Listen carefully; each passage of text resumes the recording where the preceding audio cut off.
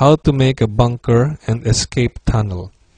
If you live in a war zone and you feel that the house you are living in may be bombed anytime because your friends use it as a launching pad to fire missiles to the American allies, here is what to do next time you repair your house after it has been shaken by collateral damage. Build a bunker. Add an escape tunnel for better survival. So before building your next house, this is what you do.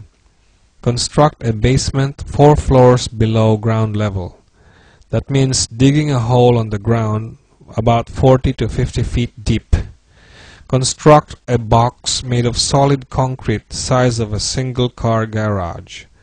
Provide 2 holes, one on top and one on the side. Construct a tunnel that leads away from the bunker. Use concrete drain pipes. Construct a shaft that leads to the floor of the house. Fill up the hole on the ground and never let anyone know about this construction. Build a normal house on top of the shaft opening.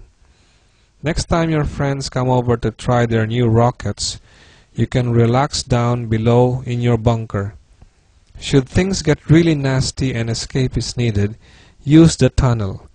Be sure the tunnel leads out to an area that is immune to bombing and destruction.